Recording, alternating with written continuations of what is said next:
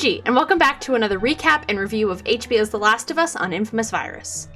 This is like my third warning now. I haven't played The Last of Us Part 1 or 2. All I know about the game is what's been shown on the show so far, and then random facts just from passively listening to Action Button's The Last of Us review video, which I would highly recommend for a fascinating deep dive. The Last of Us is an American post-apocalyptic drama television series created by Craig Mazin and Neil Druckmann for HBO. Based on the 2013 video game developed by Naughty Dog, the series is set 20 years after a mass fungal infection caused by a mutation of cordyceps, which sparked a global pandemic. The infection causes its victims to transform into hostile, cannibalistic creatures resembling zombies.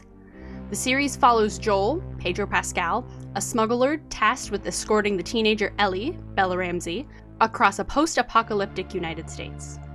Episode 5, Endure and Survive. After a resistance movement overthrows the government and takes control of Kansas City, Missouri, their leader, Kathleen Cochran, sets out to find the government informants, including Henry Burrell, who she blames for the death of her brother Michael. Henry and his brother Sam hide out in a secret bunker with Eldenstein. 10 days later, with Eldenstein missing and lacking food, the brothers track down Joel and Ellie, who Henry believes can help them escape the city.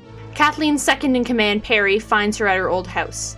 Kathleen admits Michael had told her to forgive Henry for his actions, but she vows vengeance anyway, and Perry agrees. After a standoff, Henry proposes a plan to use the underground tunnels to escape. Joel hesitantly agrees. In an underground bunker, Ellie continues to bond with Sam. Henry admits he was responsible for the capture and death of Michael. He provided his whereabouts to the government in exchange for medication for Sam's leukemia. After they leave the tunnels, a sniper attacks the group. Joel kills him, but finds he worked with Kathleen. She shortly arrives with her militia. As Kathleen prepares to kill Henry, a truck falls underground, releasing a massive crowd of infected, including a heavily mutated host known as a bloater. Urging Kathleen to reach safety, Perry is killed by the bloater. Joel uses the sniper rifle to protect Ellie, who helps Sam and Henry escape. As they do so, Kathleen confronts them, but a child clicker promptly kills her. Later in a motel while in private, Sam shows Ellie an infected bit him during the attack. Admitting her immunity, Ellie tries to use her blood to heal Sam. She promises to stay up with him through the night, but inadvertently falls asleep. The next morning, Sam, now infected, attacks Ellie. Henry hesitates but kills him. A distraught Henry then kills himself. Joel and Ellie bury them. Ellie silently apologizes to Sam, and they continue their journey west.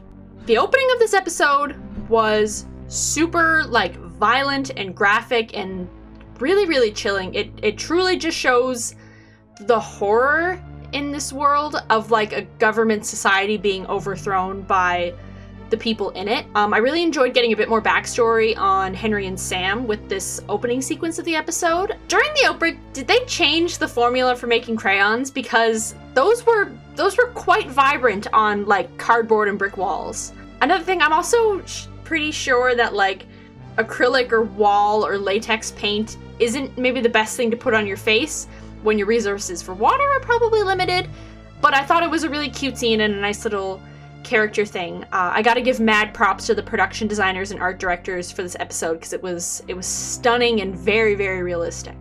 It was really nice to see Ellie get to be a kid again. It was probably also good for her in terms of the show to have a little break from all the doom and gloom that's following her and Joel around. When they went to the underground bunker and it was empty, I was like, they haven't really shown any kids that got infected. We've only really seen adults. I wonder if the mutation even works on kids because they're so small and stuff. By the end of the episode, I was very pleasantly surprised when the kid clicker shows up and was absolutely batshit crazy. This episode was stressful as hell, which I think is a good way to show just what an amazing piece of television it is. As soon as the truck went into the sinkhole under the house, I had to pause every 5 minutes and just take a second, because it was so fast-paced and high-strung. It was making my heart race. So special thanks to my boyfriend for calming me down during those breaks, because he sat across the room and just watched me go, no, no, no, the entire episode. As soon as shit hit the fan, I was yelling at the computer. I could tell during this scene that either Sam or Henry was gonna get bit. It just seemed kind of inevitable.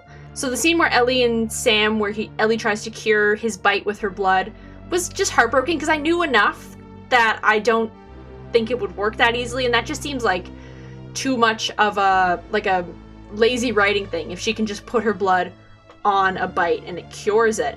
Once, like, Sam, once he's infected, lashes out at Ellie, and they break into the room that Henry and Joel are in, and they're fighting and screaming and stuff, like, just the look on Joel's face, and, like, how much he was just fighting to, like, try and save Ellie, just, like, really shows, like, how much he's starting to care about her in the show, which is good.